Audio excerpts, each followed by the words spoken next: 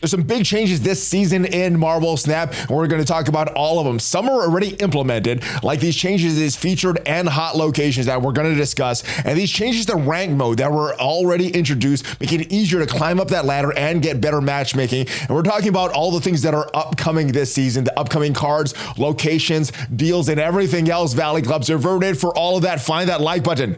And you know what to do. Let's go snap it! ValleyFlyin.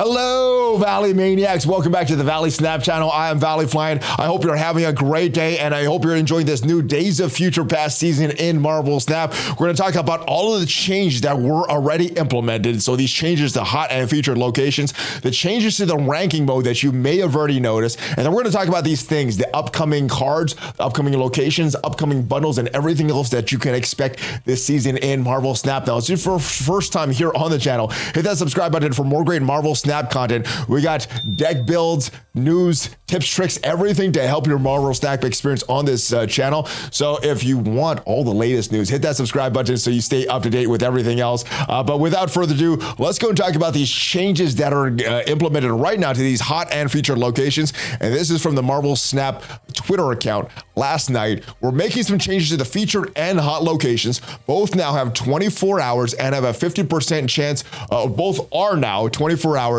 and have a 50% chance of appearing. Previously, there were 24 and 48 hours for each of the locations, and I believe one was a 50%, or one was a 60% chance, one was a 40% chance. Now they're both 50% chance, and it is going to be for 24 hours. We're also reducing the new locations per season. We'll start using existing locations beginning today with Nival there. I like that location where you're getting more power for each card that is at that location. So I do like that they're going to do this stuff. We'll let us know how you feel about this change. This is something that I personally like, and in response to this, also, as we make adjustments, there will not be a hot location this week. So this Sunday, no hot location. Feature location this week is Nival there. And I guess this is a good thing. If they start featuring more of these fun locations like Pegasus Project or Elysium, I think I have that right. The one that we're getting one, or cards cost less energy.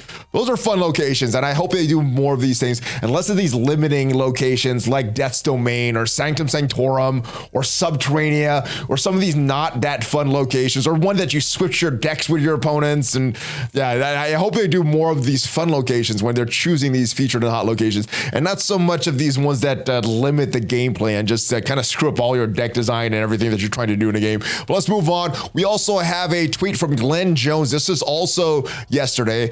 As a torturous treat, what he says, I'll disclose, is the highest win rate card in Marvel Snap, has been there for a few weeks now, and I can't recall ever seeing anyone call for us to nerf it. So what can it be? And in my mind, I'm thinking this is a very common card, a very early pool card that people are featuring a lot of decks.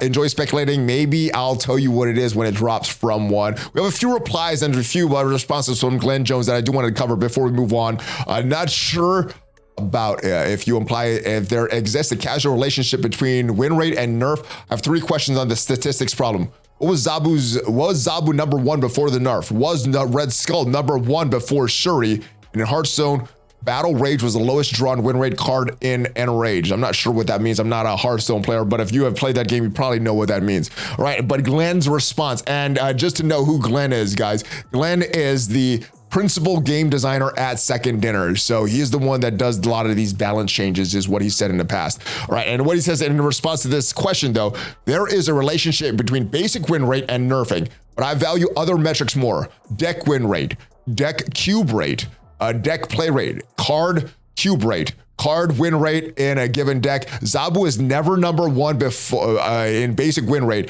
capped at number 3. I worked on Magic during the other 2 questions. All right, and next question that he responded to, highest win rate when playing, when played or when in a deck, we primarily use when drawn to measure win weight, though when played is also informative. And my guess was Shang-Chi. A lot of the other guesses were Sunspot. Let me know what your guess is for this card, though. I'm thinking this is a very common card, which is I'm thinking Shang-Chi is very common in the meta with Shuri, but Sunspot is also very common. Iceman is pretty common. There's a lot of common cards out there. Let me know what you think it is. And last but not least, this is a tweet from Steven Jarrett, and Steven Jarrett is the product leader, meta designer, game economist, and leading product at Second Dinner. And what he says, this is in regards to matchmaking and the ladder, and what we have seen the excitement and anticipation around us discussing more about our plans to improve rank mode and the matchmaking experience. We want to share more information about the future. And what he says, our first short-term improvement goes live with the start of the new season. So this is already in the game right now, guys. We're increasing the amount of bonus cubes when earned from reaching a new tier from 10 to 50. We're not done making adjustments. So basically what this means is, let's say you go from 49 to 50. And previously, what they've done is when you reach the rank 50, well, basically when you start, you're at 51. They're giving you those 10 bonus cubes. But now, once you reach that rank 50, you're going to be at rank 55, giving you 50 bonus cubes, making it a lot easier to climb up in the rankings. And if you screw up in some of those battles, in your early battles, let's maybe say you're trying a new deck or something that you're not too familiar with, well, this gives you a little more breathing room to try more decks. And I do like this change. Stay tuned for a new blog featuring future plans for rank mode matchmaking in a week or two. So this is more changes coming, and my response was that these changes sound great. Let's go over to the blog though and see what is upcoming this season that we still don't know about. We do know about the season pass card Nimrod. He has been out. I'm still trying to find a deck that works pretty consistently with him. If you looked at my video the past couple days, they released a few decks for Nimrod. I think the best, most consistent deck, unfortunately, was that Galactus deck. I'm probably going to make a video about that tomorrow.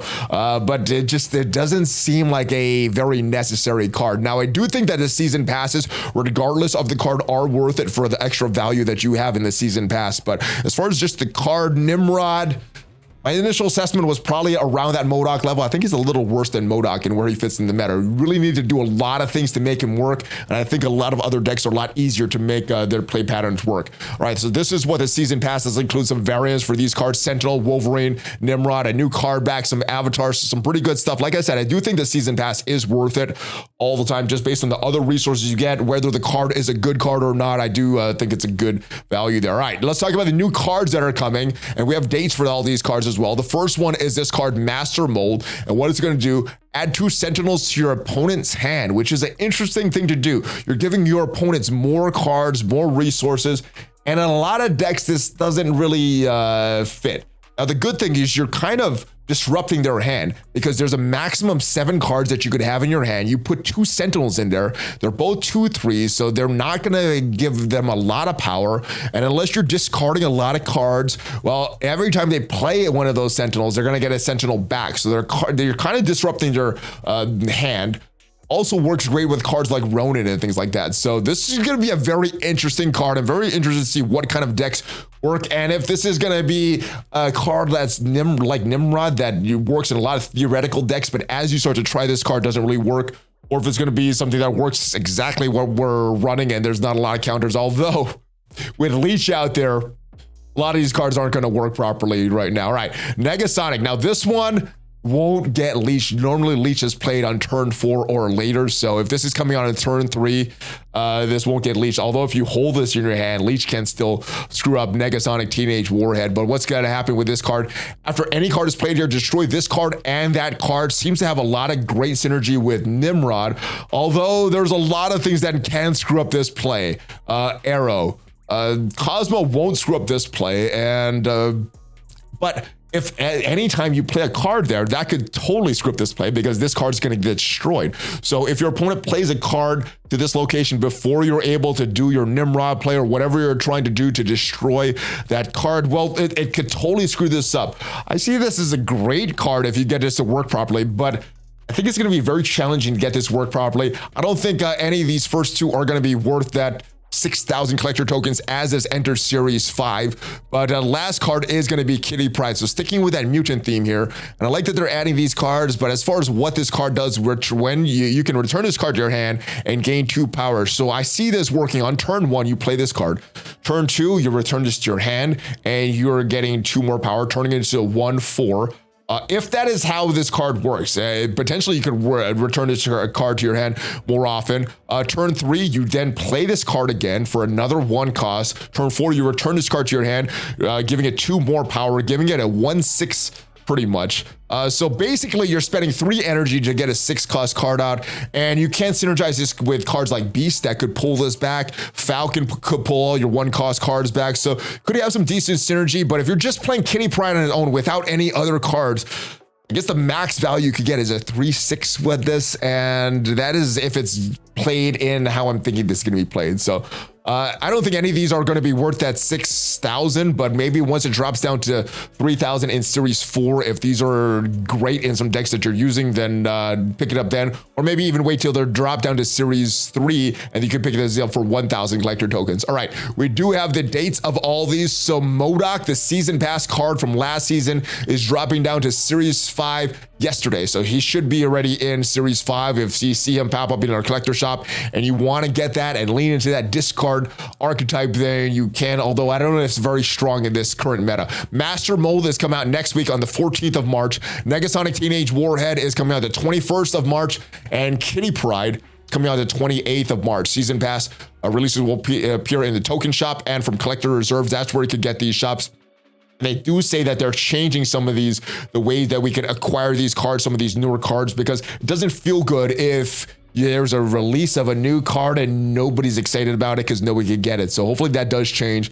But as of right now, I don't think any of these cards are worth that 6,000 collector tokens. New locations that are coming this season, and they may or may not be featured locations according to that tweet that we just saw. Orcus Forge is you can play a card here, add a Sentinel to your hand. So this will work great in double dinosaur decks. So when this is a feature location, you'll probably see decks that prioritize hand size a little bit more. So that'll be good. And it works in conjunction with cards like Quinjet, things like that as well.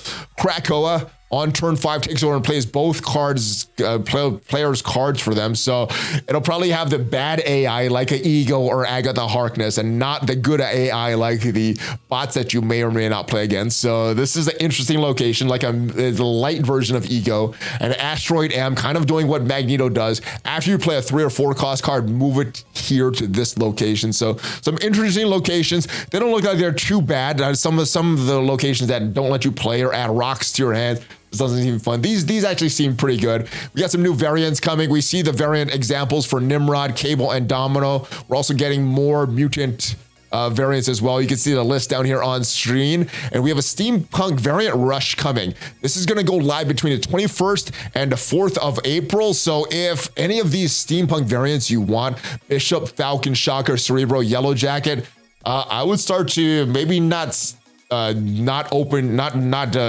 your cards, but maybe save your collector reserves for a little while until the 21st of March if you do want to get these, because with the Winter Rush variants, we've seen those. They have not come back, not available for purchase or anything anywhere. So maybe that's what they're going to do with the Steampunk variants. We'll see with that. And last but not least, we have some bundles that are coming this month as well. This first one, the Rivalry Week bundle, this actually may be coming tonight. This is going to cost 4,000 gold, and you're getting some good stuff here. You're getting variants for Mr. Sinister, Bishop, some pretty good cards here.